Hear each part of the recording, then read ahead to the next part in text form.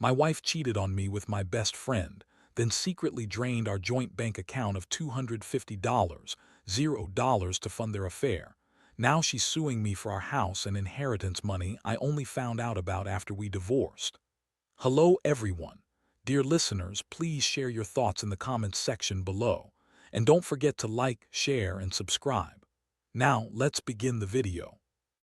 Using a throwaway for obvious reasons, with certain specifics modified to preserve anonymity. I never thought I'd be the guy sitting here, writing about how my wife, Lisa, turned out to be a complete nightmare. Honestly, I thought we had it all: good life, steady jobs, a beautiful house, and a future I thought we were building together.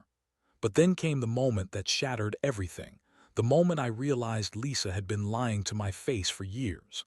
It started with little things, you know. She'd be secretive about her phone, always rushing to hide texts or delete her browsing history. At first, I brushed it off as her being paranoid or maybe just overprotective of her privacy.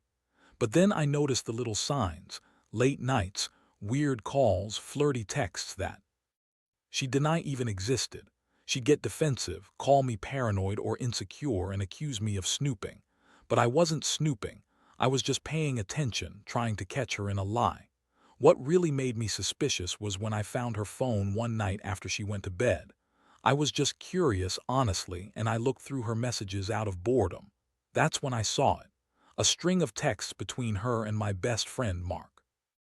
They weren't just friendly banter. They were explicit, dirty, and full of promises. She was telling him she loved him, that she couldn't wait to see him again, that she was exhausted from pretending everything was okay with me. I felt like I'd been punched in the gut. I couldn't believe it. My wife, the woman I trusted, was cheating on me with Mark, my best friend. It was like a punch to the stomach, a betrayal so deep I couldn't breathe for a second. I had to sit down, my hands trembling, trying to process what I'd just seen. I kept thinking about all the times she'd called me paranoid for questioning her. She told me I was crazy, that I was imagining things, that she loved me and only me. All those lies. Meanwhile, she was sneaking around behind my back and Mark was right there with her. The worst part, I found out she drained our joint bank account of $250, $0, just taking it out without telling me. I couldn't even wrap my head around how she managed to do that. She's not exactly a financial wizard, but somehow she pulled it off. It was enough money to start a new life, and she used it to fund her affair. I discovered that she'd been siphoning off money for months, probably since the affair started, and I had no clue. She lied about everything, about where the money was going, about her work trips, about her late nights. All a cover-up. When I confronted her, Lisa acted like I was crazy. She told me I was overreacting, that I was just jealous, that Mark was just a friend, and that I was imagining things. She even had the nerve to say that I was being paranoid and controlling. I couldn't believe her audacity. She looked me in the eye and lied straight to my face, denying everything even as I showed her the evidence. She told me I was imagining it all, that Mark and I were just overthinking, but I knew the truth. I had seen the messages. I had seen her texts, her flirtations, her love declarations. There was no denying it anymore. I was a fool. I had trusted her with everything, and now I was left with nothing but betrayal and heartbreak. I felt a mixture of rage, sadness, and confusion. How could she do this? How could she betray me with my best friend? And how could she drain our savings like that, knowing how much it meant to me? It was like she was trying to destroy everything we built, just to have her little affair. I couldn't sleep, couldn't eat, and I kept replaying everything in my head. The woman I thought I knew had turned into someone else entirely, and that was just the beginning. That night, I realized I was going to have to fight for my life, my dignity, and whatever was left of our marriage. I didn't know what was coming next, but I knew one thing for sure. My wife had crossed a line, and I was going to let her get away with it. Not without a fight. After I found out about the affair and the money, my mind was racing. I couldn't believe how deep the betrayal went. Lisa had always been a bit high maintenance, a little bitchy at times, but I never thought she'd actually cheat on me with my best friend. That revelation hit me hard, but what crushed me even more was the fact that she drained our joint account of $250, $0 to fund her side affair. I mean, how do you even process that? It's like she was willing to destroy everything we had just for her little secret. The moment I confronted her, she doubled down, acting innocent like I was the crazy one. She told me I was imagining things, that Mark was just a friend, and that I was trying to control her. She had this snide little smirk on her face, like she thought she could lie her way out of it. She lied about everything, her whereabouts, her late-night calls, even the money. She insisted she'd never stolen from me, that she'd only used the money to go on a few shopping sprees, which was a blatant lie. I looked at her and saw right through her bullshit, but she kept spinning her web of lies, trying to make me doubt what I knew was true. That night, I felt a mix of rage and despair. I couldn't believe I'd been so blind. I kept thinking about all the moments I'd trusted her, all the times I'd defended her when others said she was manipulative or bitchy. Turns out, she was just good at hiding her true colors. I was furious at Mark, too, my so-called best friend who I thought I could count on. Now I saw that he was just as much a part of her lies as she was. I sat there, staring at the bank statements, trying to wrap my head around the fact that she had taken $250,000 out of our savings. That's enough to buy a house outright or start a new life somewhere far away. And she used it to fund her affair with Mark, flying him out, buying him gifts, who knows what else. I felt sick thinking about how she manipulated everything. She'd always been bitchy, yes, but I never thought she'd be this cold and calculating. The next day, I started digging deeper. I hired a private investigator, and what I found out made my blood boil. Lisa had been secretly transferring money into her own accounts for months. She'd hidden her tracks so well I didn't even realize it. And she'd been meeting Mark in secret, sometimes traveling out of state. I found receipts for hotel stays, private dinners, and even payments to a private escort service she'd been using to cover her tracks. She told me she was just stressed, that she needed time away, but in reality she was living a double life. I couldn't believe how much she lied. She kept insisting she loved me, that she'd never cheat, that I was just jealous or insecure. But I saw through her lies now. Every word she spat was a lie. She had the nerve to accuse me of being paranoid, yet she was the one sneaking around, draining our bank account and lying to my face. I felt the sting of betrayal every time I looked at her, knowing she'd been sleeping with Mark and lying about everything. I also learned she'd filed a lawsuit to claim our house and inheritance money I'd been saving for years. She claimed I was improperly managing our estate and that she was entitled to her share. I couldn't believe her audacity. She betrayed me, stole from us, and now she was trying to take what little I had left. It was like she was trying to erase me, to wipe out everything I worked for. I didn't know what to do. I felt like I was drowning in a sea of lies and betrayal. I wanted to confront her again, to ask her why she did it, but I knew she'd just lie her way out of it again. I felt helpless, angry, and betrayed. The woman I thought I knew was gone, replaced by a manipulative, selfish bitch who only cared about herself. I knew I had to make a decision, whether to fight for the marriage or cut my losses and walk away. But I also knew I couldn't stay passive anymore. I was furious, at her, at Mark, at myself for trusting her so much. I had to start planning my next move. I'd already decided I wasn't going to let her walk away with everything, especially not after what she did. I'd fight for what was mine, and I'd make her regret ever crossing me. The more I uncovered, the clearer it became that Lisa's game was a masterclass in manipulation and betrayal. I started talking to lawyers, trying to understand my rights. Her filing to take our house and inheritance was just the cherry on top. She had no shame, just a cold, calculating bitch who thought she could take everything I worked for without facing any consequences. It was infuriating, but at the same time, I knew I had to be smart. I decided I wasn't going to let her get away with it. I began gathering all the evidence I could: bank statements, receipts, her private investigator reports. I even managed to get copies of her texts and emails, which showed her planning her moves long before I ever suspected a thing. I knew she'd lied about her finances, her whereabouts, and her feelings. It was like she'd built a house of cards, and I was just waiting for the right moment to blow it all apart. One thing that really pissed me off was how she'd try to turn everything around on me. She'd call me paranoid, accuse me of controlling her, say I was just jealous and insecure. She kept insisting she loved me, but her actions told a different story. I remember her telling me I was crazy, that Mark was just a friend, and that I was imagining the affair. She'd even cry sometimes, trying to guilt-trip me into backing off.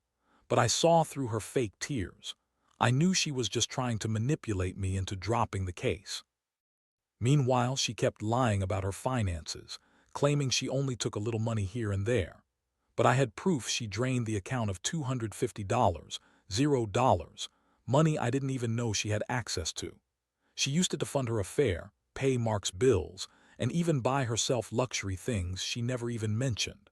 I found out she'd been secretly transferring money into offshore accounts, hiding her tracks with the help of a shady accountant she'd hired. The extent of her lies was staggering. And then there was Mark. I discovered he'd been flying her out for weekends, paying for her hotel stays, and even giving her money directly. She told him she was just lonely, like she needed someone to comfort her after a rough week. That's how she spun it, but I knew better. She was sleeping with him, probably more than once, and using the money I earned to keep her secret life afloat. I couldn't believe I was living with a woman capable of this level of deception. The worst part, the emotional toll. I felt like I'd been punched in the stomach every day. I'd trusted her for years. She was supposed to be my partner, my confidant.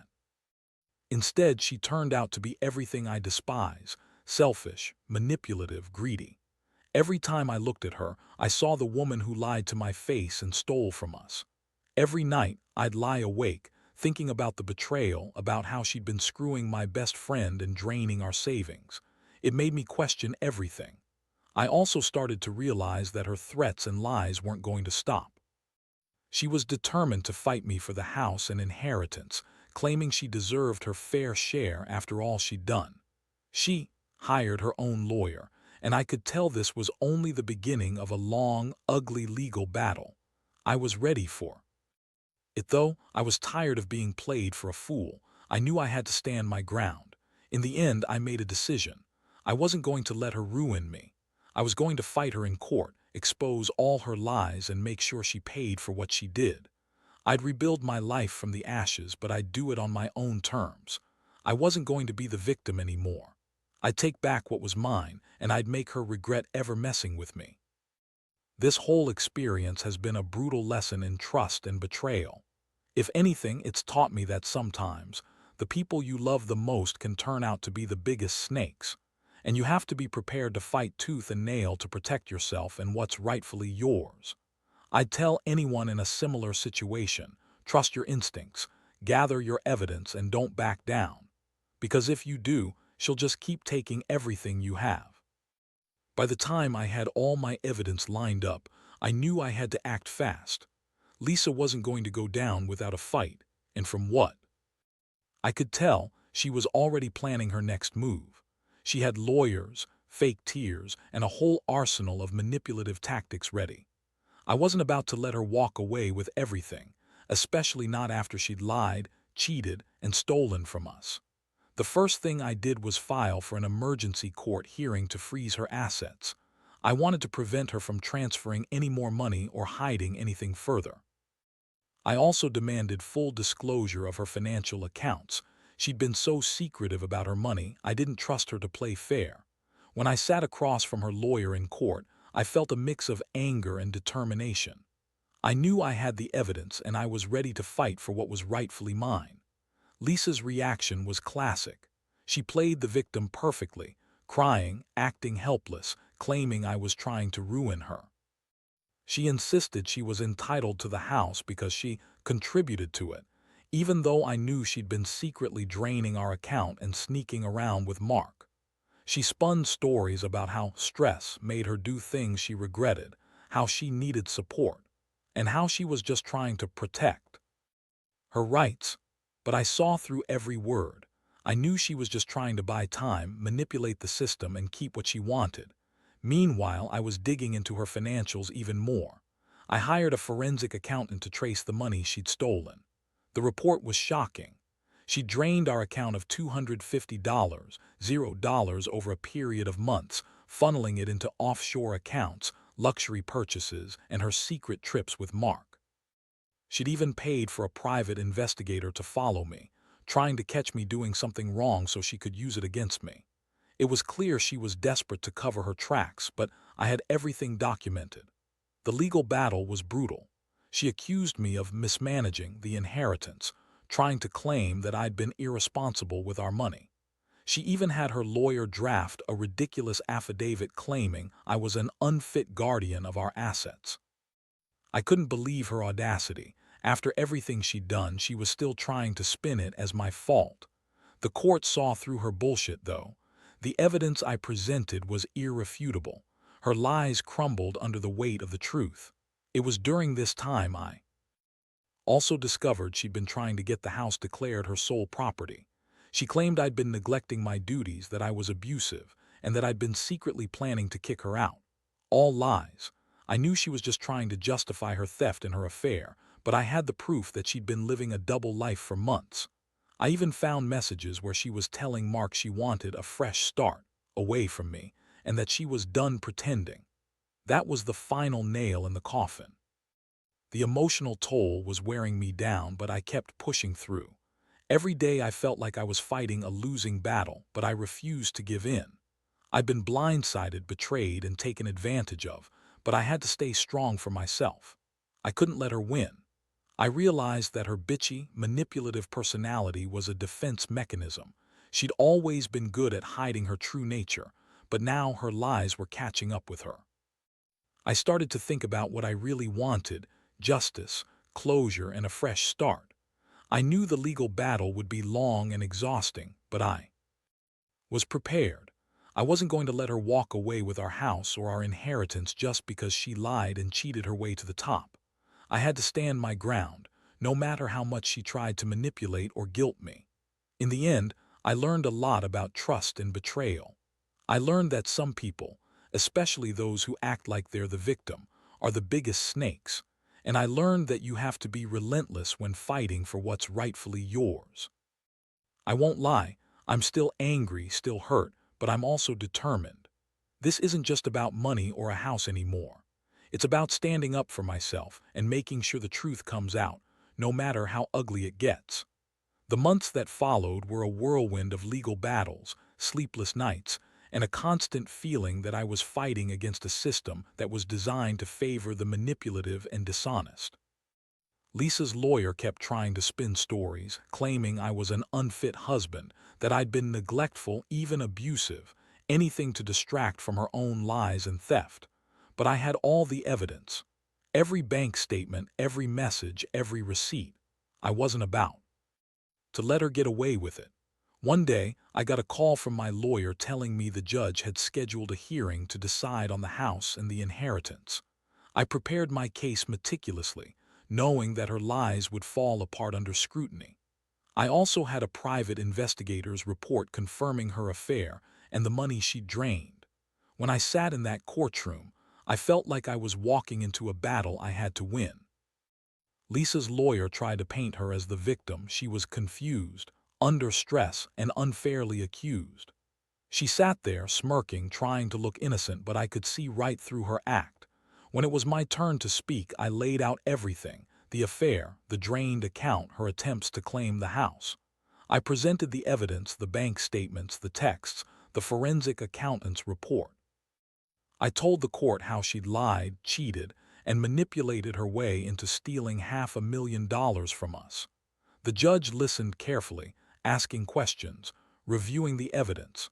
I could see the wheels turning in her mind as she realized the extent of Lisa's deception. After what felt like hours, the judge finally made his ruling. He ordered Lisa to return the stolen money, froze her assets, and awarded me sole ownership of the house. She looked furious, but I didn't care. I felt a weight lift off my shoulders. Justice was finally starting to come into focus, but it wasn't over yet. Lisa didn't take the loss quietly. She launched a countersuit, trying to claim that I'd been abusive and that I'd mishandled our inheritance. She even tried to get a restraining order against me, claiming I was a threat. That was laughable. I knew her game. She was trying to spin everything to her favor, to paint herself as the victim once again. But I had the evidence to prove otherwise. Her lawyer was scrambling to keep her story afloat, but it was clear she was running out of options. Throughout all this, I was also dealing with the emotional fallout. I couldn't believe I'd been so blind, so trusting. I kept replaying all the signs I missed, all the moments I should have seen her true colors. But I also realized I wasn't alone. I had friends, family, and a good lawyer fighting for me. I learned that. Sometimes, the worst betrayals come from the people you think you know best. I started to rebuild my life, slowly, carefully, but with a newfound sense of strength. I knew Lisa wasn't going to disappear quietly, but I was ready for whatever she threw at me next. I'd fought for my dignity, my money, and my future, and I was determined not to let her take any more from me. I learned that revenge isn't about petty payback. It's about standing up for yourself and making sure the truth comes out. Looking back, I realize this entire ordeal has changed me. I'm more cautious now, more guarded. But I also know I'm stronger than I thought. If there's one thing I want others to take from my story, it's this: trust is fragile. People can surprise you, sometimes in the worst ways, but you have to fight for yourself. Never let anyone steal what you've worked for, and always be ready to stand your ground. Because in the end, truth and integrity are the only things worth fighting for. Now, sitting here reflecting on everything, I realize how much this entire nightmare has taught me. I used to think trust was the foundation of any relationship, but I've learned that sometimes people only show their true colors when it's too late. Lisa's betrayal was brutal. She was manipulative, selfish, and completely willing to destroy everything we had for her own selfish needs. The fact that she drained our savings, lied about her affair, and then tried to take the house and inheritance was a level of betrayal I never saw coming. But what's more important is how I responded. I didn't roll over and accept defeat. I fought back with everything I had: legal action, gathering evidence, exposing her lies, and in doing so, I found a strength I never knew I possessed. That strength came from realizing that I deserved better, that I shouldn't let anyone manipulate or steal from me without consequences. It's a hard lesson, but one I think everyone should keep in mind. I also learned that sometimes, the people closest to you can turn out to be the biggest snakes. Lisa was my wife, my partner, my best friend's lover, someone I trusted implicitly. That trust was shattered, but I also discovered that I could rebuild, that I could come out of this stronger and more cautious. I now know to listen to my instincts, to pay attention to the small signs, and to never ignore red flags. Most importantly, I've realized that revenge isn't about petty payback. It's about reclaiming your dignity, standing up for yourself, and making sure justice is served. Seeing Lisa's lies unravel, watching her lose her grip on the house and her other claims, felt like a small victory, one I earned after months of fighting and suffering. It's not about revenge for revenge's sake. It's about doing what's right, protecting what's mine, and not allowing someone to get away with betrayal. As I move forward, I know I'll carry the scars of this experience, but I also carry a new sense of resilience. I've learned that the truth always comes out, no matter how deep the lies are buried. And I've learned that I have the strength to stand up, to fight, and to rebuild. To anyone out there going through something similar, trust your gut, gather your evidence, and don't be afraid to stand your ground. People may try to manipulate and deceive, but the truth has a way of coming out in the end. And when it does, you'll find the strength to move on, stronger than ever before.